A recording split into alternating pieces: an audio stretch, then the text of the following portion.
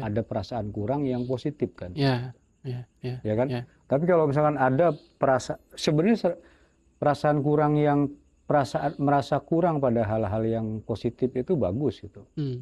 Tapi kemudian yang jelek itu sebenarnya bukan perasaan kurang itu topik. Yang jelek itu adalah mersula ya, tidak menerima keadaan. Ya.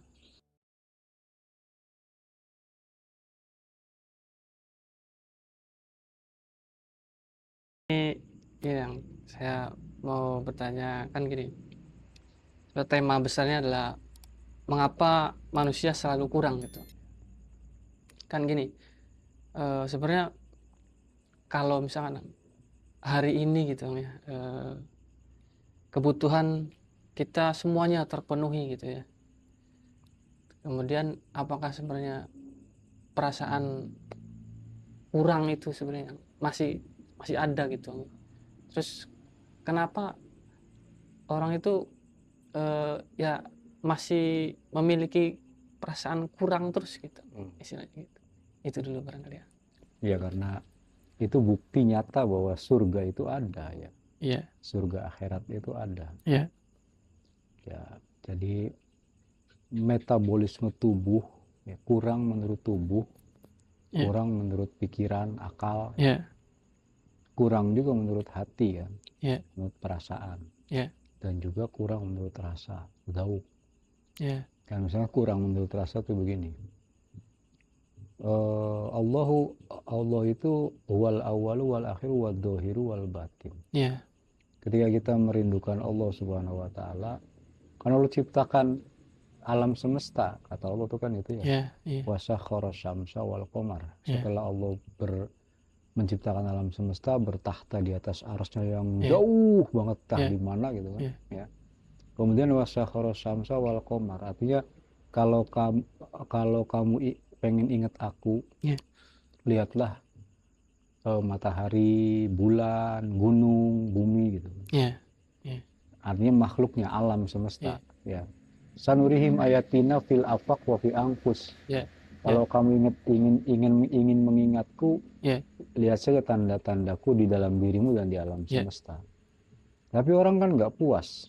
Ya, itu artinya ada sebuah substansi atau idealisme dalam rasa. Ya, yaitu ingin ketemu Tuhan.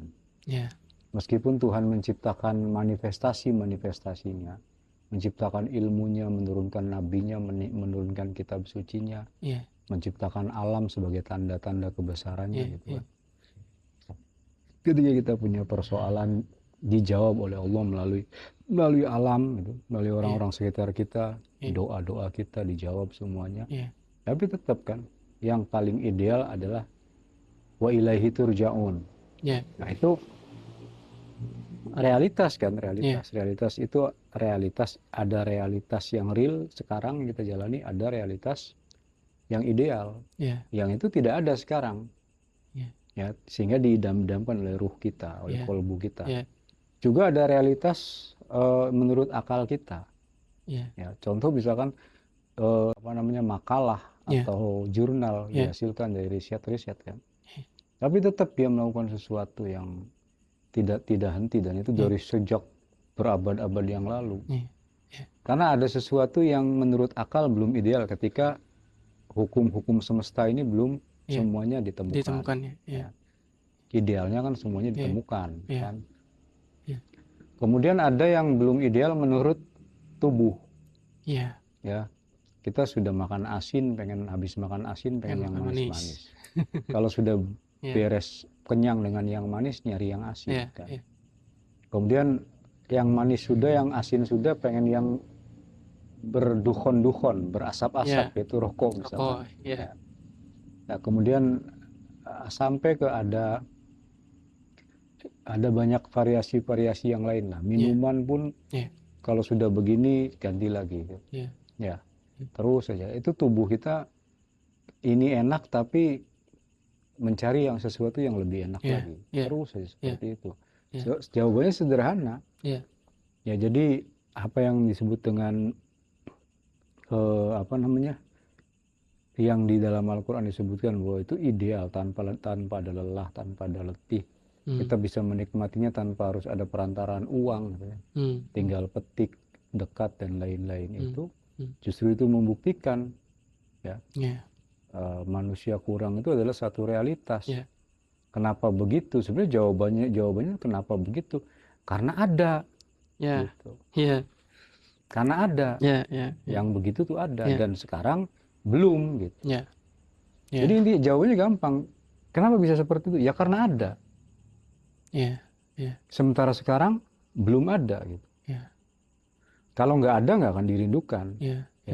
Kalau ada kalau misalkan begini, ada nggak sih makanan itu yang jangankan menghasilkan penyakit, menghasilkan kotoran dan apa namanya BAK dan BAB aja nggak ada kan. Jadi segala sesuatu manusia pasti kurang realitasnya, senikmat apapun. Pada realitas kehidupan kita ini, dari mulai kita lahir sampai ke kita meninggal itu ya pasti ada kurangnya. Itu misalnya. Kan gini, kan bisa ada salah satu penyebab merasa kurang itu kan ketika kita melihat pencapaian orang lain gitu ya. Nah, dalam hal ilmu gitu ya, mungkin itu menurut Ang sendiri menurut kita dalam hal ilmu itu bagus enggak gitu membandingkan gitu ya. Kan ada tuh Ang, ilmu mah saeutik ewang gitu ya. Terus juga kan ada dalam hal pencapaian atau harta atau apalah istilahnya. Itu kan juga istilahnya apa menurut Ang sebenarnya ya bagus juga, tapi memang bagusnya seperti apa, buruknya seperti apa gitu dalam hal ilmu dan dalam hal pencapaian atau dalam tataran umum ya. Kalau kita iri sama harta benda katanya nggak bagus. Kalau irinya sama ilmu bagus. Menurut saya semua bisa bagus, bisa tidak bagus. Iri ke orang yang berharta itu bagus, ada efek bagusnya kan. Itu memotivasi kita bekerja, mencari duit sebanyak-banyaknya karena ingin hidupnya berkompetitif berarti dengan orang lain kan. Tapi kalau yang irinya berlebihan, itu bukan kompetitif yang sehat kan. Kompetisinya kompetisi saling ada bagusnya. Iri terhadap harta juga kan. Bukan hanya iri terhadap ilmu. Nah, sebaliknya, iri terhadap ilmu katanya bagus. Ya bagus di tataran tertentu, tapi juga ada nggak bagusnya. Sebab kalau kita iri pada kepintaran orang lain, kecerdasan orang lain, kita menuntut ilmu, ya bukan kemuliaan tersendiri. Ilmu itu dicari itu karena memang ada passion atau ada cinta lah. Gitu. Biasanya orang yang benar-benar misalkan fisikawan, ya dia terus itu karena rasa penasaran, bukan karena misalkan Einstein itu begitu bukan karena ingin menyaingi Newton gitu, tapi karena dia rasa penasaran kan sama temuan-temuan barunya. Jadi memang kalau kita ngelmu hanya untuk bisa menyaingi orang lain atau lebih dari orang lain, itu menurut saya bukan ilmuwan sejati gitu. Ya kan? Tapi minimal ada efek bagusnya. Efek bagusnya itu ya penyemangat belajar kan. Cuma itu untuk kalangan yang levelnya menurut saya nggak keren nantinya. Kalau pengen keren ya belajar tuh karena passion yang luar biasa, karena rasa penasaran ya, ingin memahami hukum, hikmah gitu, mendalami gitu, lebih detail gitu. Kan berarti begini ya. Kalau kita bicara mengenai dunia, berarti ilmu juga yang kan sebenarnya ilmu kan lebih dekat ke akhirat gitu ya. Dari ilmu mencari ilmu gitu ya. Sementara kalau harta dan lain itu kan istilahnya ya memang identik dengan dunia gitu. Nah, dikotomi ini sebenarnya salah apa enggak sih istilahnya? Kan katanya juga tadi kan ya kalau menuntut ilmunya untuk hebat-hebatan makan berarti kan kurang bagus juga gitu. Ya gini, mencari harta ya untuk apa, mencari ilmu juga untuk apa. Bukan dikotominya sekaku ilmu itu akhirat, harta itu dunia. Ya, jadi misalkan kita nyari harta itu untuk apa? Iya, iya. Dan kita nyari ilmu itu untuk apa? Iya. Nyari harta bisa akhirat sifatnya. Iya. Bukan begitu juga nyari ilmu. Dan nyari ilmu pun bisa dunia sifatnya. Begitu juga nyari harta. Iya.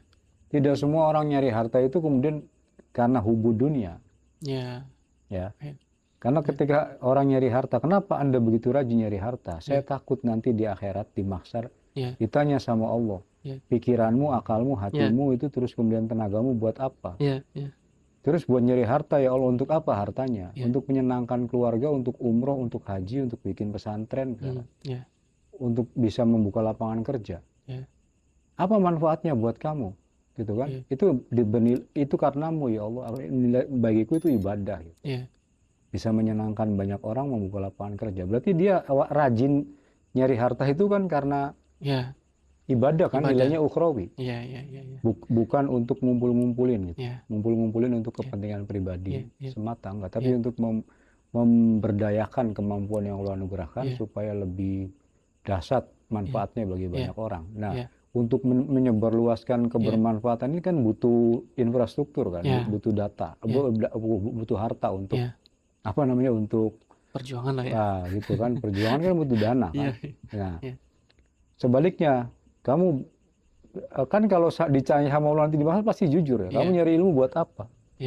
Buat kelihatan keren gitu kan. Iya, dihisab juga ya. Dihisab kan. Ilmu dihisab juga sama. Buat apa nyari ilmu itu? Buat apa kamu alfiahan itu? Buat supaya kelihatan santri gitu. Ya kan? Nah, santri yang sudah keren lah gitu misalkan. Santri yang sudah agak wali misalkan. Nah, itu kan berarti yang dilakukan adalah perbuatan ukhrawi tapi untuk tujuan mencari popularitas. Ya kan? Mencari pangarah jang pengaruh gitu. Di depan sesama manusia, berarti kan tujuannya dunia. Ada juga yang nyari harta tujuannya ideal. Tanpa harta kita nggak bisa menanamkan ideologi misalkan. Tanpa harta kita tidak bisa idealisme kita tidak bisa termanifestasi dengan mewah, dengan keren gitu, dengan luas misalkan. Ada yang nyari harta ya karena memang harta ansih yang dia cari kan. Kenapa kamu nyari harta? Ya karena memang pengen jalan-jalan, pengen hidup bebas, pengen ini, pengen itu gitu kan. Nggak ada niatan untuk menjadi apa? Menjadi manfaat bagi banyak orang, pengen memuaskan supaya hidup saya puas. Itu aja kan. Kemudian tidak ada misalkan untuk agama gitu. Enggak, li'ilai kalimatilahnya enggak misalnya. Itu berarti nyari harta untuk dunia. Ada tadi nyari ilmu untuk dunia kan. Supaya bisa ceramah, nanti bayarannya gede misalkan. Gitu kan ya. Ilmu dikumpulin. Untuk seperti itu. Ada yang nyari ilmunya bukan ilmu agama, ilmu fisika, ilmu kimia misalkan, ilmu matematika. Kenapa kamu masuk jurusan matematika? Ya supaya paham ilmu falak. Iya kan? Nah, supaya bisa bikin nuklir untuk perdamaian dunia, untuk menghajar orang-orang dolim, negara-negara dolim misalkan. Ya kan? Ya, dan seterusnya lah. Jadi dikotominya bukan ilmu itu baik ini akhirat, kemudian harta itu dunia. Kemudian ilmu juga dibagi dua, ada ilmu ilmu sains, ada ilmu agama. Kalau ilmu agama dunia, akhirat. Kalau ilmu sains untuk dunia, enggak begitu juga kan. Orang belajar fisika untuk tujuan ukhrawi bisa. Orang belajar agama untuk tujuan duniawi kan bisa. Jadi belajar ilmu akidah, belajar ilmu fikih, ilmu mantek dan lain-lain supaya bisa ceramah. Supaya bisa nanti bayarannya besar terus kayak artis kan misalkan. Tujuannya seperti artis. Ya itu berarti mencari ilmu untuk dunia. Kan gitu ya tujuannya. Kan sebenarnya kan perasaan kurang itu apa ya? Ya sudah bawaan dari sananya gitu kan, karena memang kita dari satu ya hidup di dunia kata yang tadi kan pasti selalu kurang. Sebenarnya itu perasaan kurang itu apa kelemahan gitu ya, kelemahan apa memang satu yang harus kita atasi gitu ya. Supaya kan gini tadi kan sebenarnya kan dalam pencarian harta berarti kan itu ada makna yang harus kita gali gitu ya. Di pencarian ilmu ada yang makna yang harus kita gali gitu. Artinya apakah memang rasa kurang itu jadi titik balik atau memang harus kita atasi ketika apa ya untuk apa ya supaya tidak jadi satu hambatan gitu kan. Jadi hal yang buruk lah gitu istilahnya. Ya, merasa kurang yang seperti apa dulu? Ya. Yang harus kita atasi kan. Ya. Ada memang perasaan kurang yang harus diatasi. Ada ya justru perasaan kurang yang harus dibudidayakan, dikembangkan. Ya. Misalkan perasaan kurang itu apa namanya? Ya, gini ya. Kita baca Quran. Baca tafsir. Tafsir Jalalain. Kayaknya kurang ini. Ya kan? Nah, kurang jelas gitu kan? Baca lagi Ibnu Katsir. Wah, ini sangat masih normatif gitu masuk walaupun lebih detail. Baca lagi misalkan tafsirnya Syekh Abdul Qadir Al-Jailani. Wah, itu terus saja. Walaupun dia dapat dari Jalalain dapat, Ibnu Katsir dapat, Tobari dapat, kemudian tafsirnya Jalaluddin As-Suyuti dapat misalkan tafsir ini, tafsir itu, tapi selalu ada perasaan kurang. Karena ada perasaan sampai ke tafsir mistis itu, Ibnu Arabi misalkan ya. Lalu dia juga masih kurang. Saya harus mengalami sendiri gitu. Pengalaman mistik bersama Al-Qur'an, pengalaman spiritual bersama Al-Qur'an. Karena Al-Qur'an itu kan qad ja'atkum mau'idatum mir rabbikum, ya ayuhan nas gitu kan. Ya ayuhan nas qad ja'atkum mau'idatum mir rabbikum. Jadi mau'idah wa syifa'ul lima fis sudur itu kan untuk ya ayuhan nas, untuk semua manusia, bukan ya ayuhal mufassir kan. Bukan wahai para mufassir. Ya ayyuhal ulama misalkan. Ya kan? Untuk semua manusia. Saya kan manusia. Misalkan gitu ya.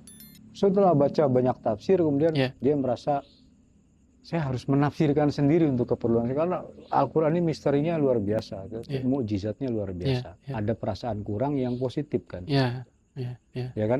Tapi kalau misalkan ada sebenarnya perasaan kurang yang merasa kurang pada hal-hal yang positif itu bagus gitu.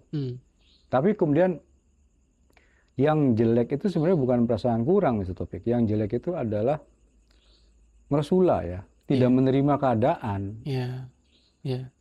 Beda antara merasa kurang dengan tidak menerima keadaan. Kalau tidak menerima keadaan itu tidak bersyukur kan.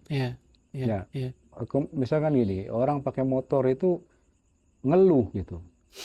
Saya kok motor dulu. Tapi nggak begitu. Berarti kalau kita pakai motor terus saya pengen mobil itu bukan berarti mengeluhkan motor gitu. Nah, kita merasa kurang tuh kalau motor memang dipakai tapi kehujanan, berarti kan kurang aman, kurang safety dari air kan. Tapi bukan berarti motor nggak ada fungsinya. Motor kan kalau misalkan macet sangat mudah dengan motor justru kan. Kalau untuk jarak dekat tertentu justru motor jauh lebih mudah menggunakan motor daripada mobil. Jadi dua-duanya kita butuh itu. Kita butuh motor. Dan kita tahu kelebihannya, fadilahnya itu kita syukuri gitu. Tapi kita juga butuh mobil misalkan untuk perjalanan jauh. Masa kita ke Gunung Nagara pakai motor gitu? Ya, itu jauh banget dari Cirebon sampai ke Cikajang sana ke Garut kan. Nah, karena itu ketika kita menginginkan sesuatu, bukan berarti sesuatu yang saat ini Allah anugerahkan itu jelek. Itu rasulah namanya. Ya, jadi ini berbasis pada fungsi.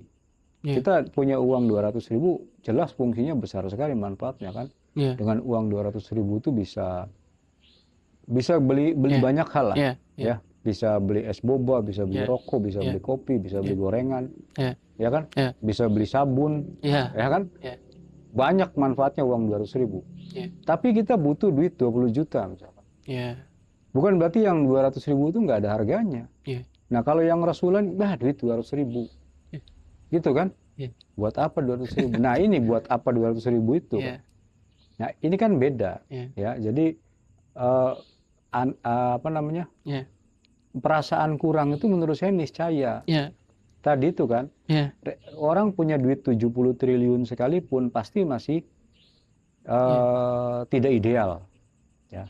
Karena yang dibutuhkan orang bukan hanya duit kan. Kalau 70 triliun juga pengen sehat. Duitnya 70 triliun tapi punya kanker, punya ini kan juga nggak bisa menikmati hidup kan. Sehat, misalkan lancar, aman. Misalkan sehat, duitnya banyak, tapi juga terancam posisinya. Karena sekarang misalkan kebun sawitnya mulai terdetek sama aktivis Greenpeace misalnya. Iya kan? Nah, dia babat-babat hutan gitu kan. Nah, ini kan taruhannya nama besar perusahaannya kan, dan bahkan bisa apa namanya, kalau sampai ke arbitrase internasional kan bisa kerugian besar lah. Gitu kan? Nah, dia punya duit triliunan tapi nggak merasa aman. Iya kan? Nah, belum tentu orang punya rasa aman, punya duit banyak, punya sehat, tapi belum tentu punya rasa aman. Kan? Nah, duitnya banyak, sehat, amannya ada. Misalkan karena dia jujur bisnisnya. Juga amannya ada, tapi juga belum tentu senang, gembira. Iya kan? Sehat, duitnya banyak, aman iya. Tapi belum punya anak, belum punya keturunan misalkan. Dan itu semua manusia di alam dunia ini pasti ada kurangnya. Pasti ada kurangnya. Enggak kemudian semuanya sempurna, perfect semuanya, enggak. Jadi ada yang keluarganya bahagia, aman, suami istri itu baik, kemudian aman, kemudian anaknya juga soleh atau soleha. Terus apa? Pekerjaannya lancar dan pekerjaannya sesuatu yang dinikmati, tapi gajinya kecil kan ada. Berarti kan masih ada yang kurang tetap kan. Kapan kita beli mobil misalkan, ada yang seperti itu kan. Nah, ada yang pekerjaannya baik, disukai, kemudian apa, pasangannya baik, keturunannya juga baik, punya rumah di perumahan yang sangat aman, nyaman misalkan. Misalkan tetangganya apa namanya, iri, dengki dan lain-lain. Ya gak? Berarti hidup di dunia ini memang realitasnya untuk semua orang, ya, nggak ada yang ideal. Ya. Nah, maksudnya kenapa bisa bilang nggak ada yang ideal? Berarti yang ideal itu kan ada. Ya, buktinya ada itu ya diomong-omongin, diingin-inginkan kan, diidam-idamkan. Sesuatu yang diidam-idamkan itu berarti janji gitu. Janji yang Tuhan siapkan sebenarnya kan. Ada entah di mana gitu kan. Sudah Tuhan siapkan bahwa ada yang ideal. Kamu pengen makan, pengen minum, pengen apapun juga tanpa harus punya duit. Ya kan? Nah, itulah realitas merasa kurang dan lain-lain itu sebenarnya dari tubuh, dari pikiran, dari sukma, dari atma, semuanya merasa kurang, itu satu realitas yang keniscayaan. Nah, adapun kemudian orang tuh merasa apa, mengeluhkan keadaan itu beda dengan merasa bahwa realitas itu ada satu realitas yang ideal. Jadi ada merasa kurang yang positif, ada merasa kurang yang negatif. Karena mengeluh misalkan, karena tidak ridho dengan keadaan. Itu maksudnya.